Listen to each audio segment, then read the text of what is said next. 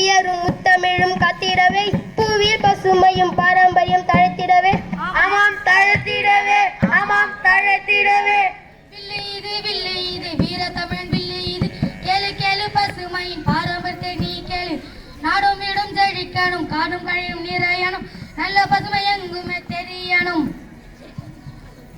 அண்ணே பசுமையும் பாரம்பரியத்தையும் பற்றி சொல்ல வந்தீங்க ஐயா. ஐயா அதை பத்தி கொஞ்சம் புரியுற மாதிரி சொல்லுங்க ஐயா. பச்சை பசேல்னு புல்வெளி, அது கண்களுக்கு எவ்வளவு குளிர்ச்சி. உச்சி வெயிலில் நிழத்தரும் மரம், உச்சி வெயிலில் நிழத்தரும் மரம், அது உயிருக்கு எவ்வளவு மகிழ்ச்சி.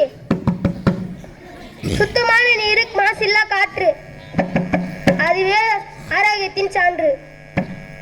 ஆனா நீங்க சொல்றீங்க சரிதானே, அந்த பசுமை எல்லாம் எங்கண்ணா போச்சு? கேள்வி நல்ல கேள்விதான் தம்பி. கேள்வி நல்ல கேள்விதான் தம்பி. வளர்ச்சி வளர்ச்சி என்ற பெயர்ல மரத்தெல்லாம் வெட்டி போட்டாமே, நெகிழி பைய எங்க பார்த்தாலும் போட்டு நல்ல நிலத்தை கூட மயடாக்கி போட்டாமே, நீரோட்ட தடுத்தோமே, இதனால விளைஞ்சது என்ன தம்பி? இப்ப இருக்கிற பாரம்பரியத்தெல்லாம் சொன்ன எங்கன்னா கேக்குறாங்க.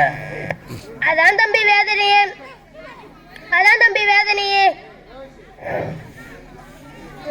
அதான் தம்பி வேதனை.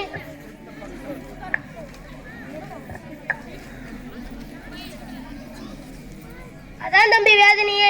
வேலை நாட்டு முகத்திலேயே நம் முடிய மறந்தோமே, விரல் நுனி உலகம் என்று நம் வீட்டு திண்ணைய மறந்தோமே, பாரம்பரிய உணவெல்லாம் மறந்து பீட்சா பர்கரில் மயங்கினோமே, கூட்டு வாழ்க்கையை சிதைத்து தனிமரமாய் நின்றோமே.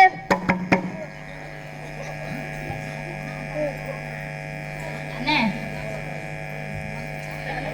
அண்ணே இதுக்கு சம்பந்தப்பட்ட மாரி ஒரு பாட்டு தான் எடுத்து விடுங்க.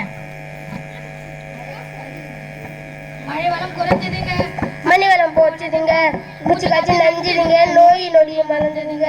மழை வளம் குறைஞ்சதுங்க, மூச்சு போனதுங்க, மூச்சு காய்ச்சி நஞ்சுதுங்க, நோய் நொடிய மறந்ததுங்க. அழித்தது எண்ணி பயனில்லை.